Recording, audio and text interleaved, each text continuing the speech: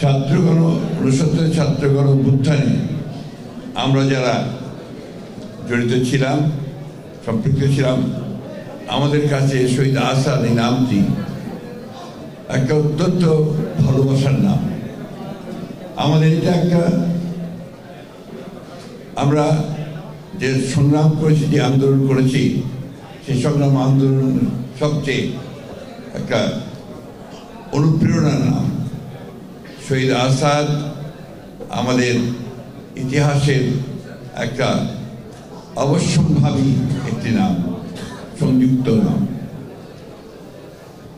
যতই পাঠ্যপুস্তকে নাম না থাকুক বা স্মরণ না করুক অন্য কেউ, কিন্তু শহীদ আসাদকে কেউ ইতিহাস থেকে বিচ্ছিন্ন করতে পারবে না। এই দেশের স্বাধীনতার আন্দোলন, সমাজকে বদলে দেবার যে আন্দোলন, যে সংগ্রাম, সেই সংগ্রামে আসাদ অবশ্যই অমর হয়ে থাকবেন ইতিহাসে।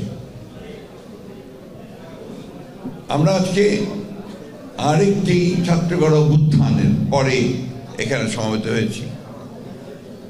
24-এর যে ছাত্রগণ অভ্যুত্থান, সেই গণ অভ্যুত্থানের পরে আমরা একজন ফ্যাসিস্ট শাসককে দেশ থেকে চলে যেতে বাধ্য করেছি।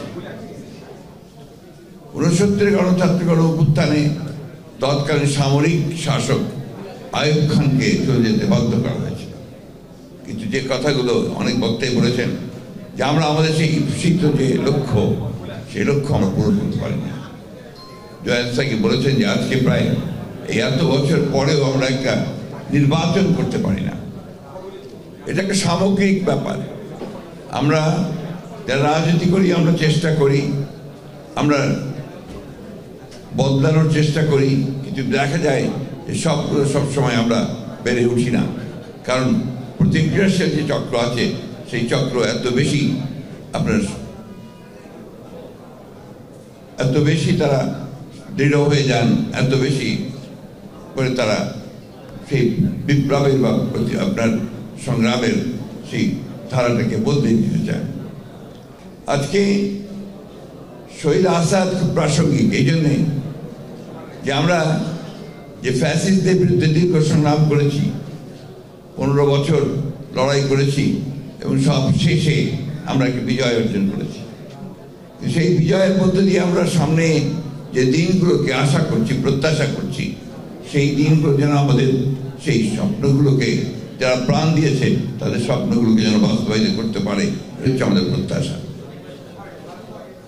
আজকে অনেক কথা উঠছে বিভিন্নভাবে এবং সেই কথাগুলো এমনভাবে বলা হচ্ছে যাতে করে তর্ক, অনেক নতুন নতুন তর্ক সৃষ্টি করা হচ্ছে।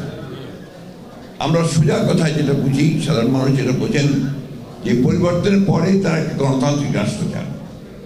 সেই গণতান্ত্রিক রাষ্ট্রে তারা তাদের অধিকারটাকে ফিরে যান, তারা যেন তাদের মোটা ভাত, মোটা কাপড় পরে থাকতে পারেন সাধারণ মানুষ, তারা যেন ভোটের অধিকারটা পান, তারা কথা বলার অধিকার পান এবং তাদের সন্তানেরা যেন লেখাপড়া শিখতে পারে, তারা যেন একটা সুন্দর একটা সমাজে, যে সমাজে দুর্নীতি থাকবে না, যে সমাজে অন্যায় থাকবে না, যে সমাজে মানবিক মূল্যবোধ থাকবে, যে সেখানে ন্যায় বিচার থাকবে, সেই ধরনের একটি সমাজ তারা চায়।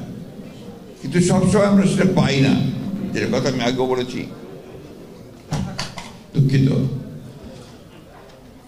আমাদের সামনে যে বিষয়গুলো এসে এখন দাঁড়িয়েছে, একটা কথা আমি সবসময় বলি, যে কথা বললে আমার অনেক সমালোচনা হয়। আমি বলি যে নির্বাচনটা দ্রুত হওয়া দরকার।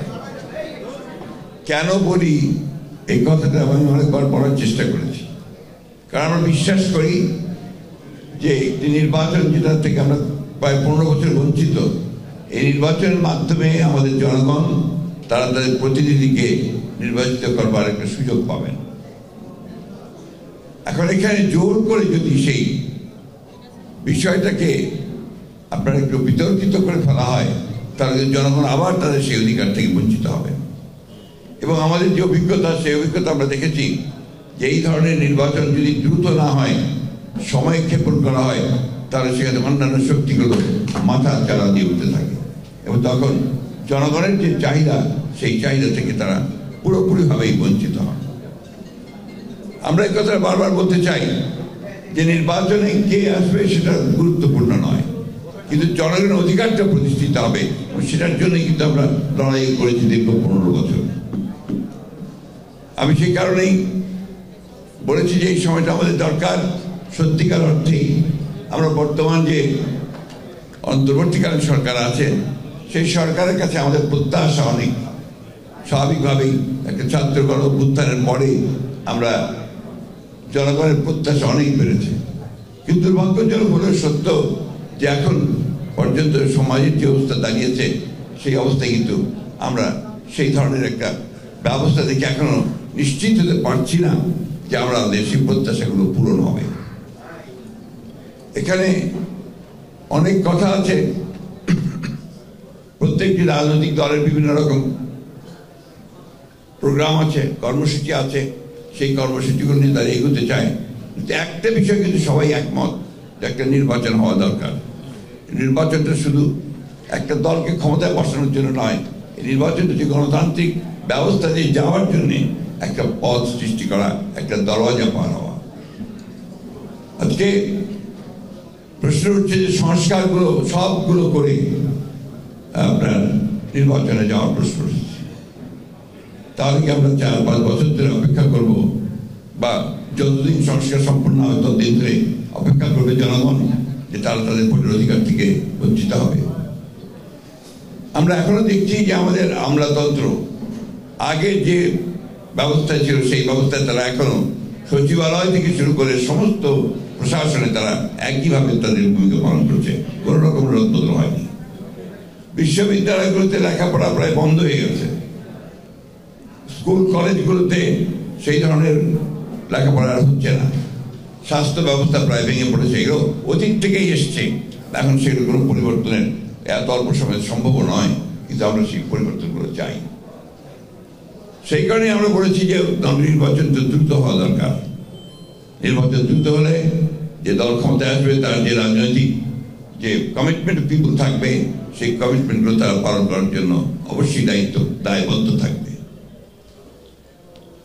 আমরা এই কথা আমি গতকালও বলেছি, আমাকে একজন সাংবাদিক ভাই এ নিয়ে প্রশ্ন করেছেন যে অন্তর্বর্তীকালীন সরকার যদি নিরপেক্ষ না থাকে তাহলে একটা নিরপেক্ষ সরকার দরকার হবে নির্বাচনের সময়।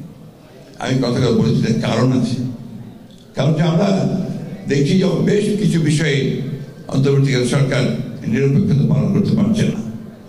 আমি তাই অনুরোধ করব, আমি প্রত্যাশা করব যে আমরা আশা করি যে অন্তর্বর্তীকালীন সরকার তারা সেই নিরপেক্ষতা পালন করেন এবং দেশে যে সংকট আছে সেই সংকট থেকে দেশকে মুক্ত করবার জন্য তারা কাজ করবেন।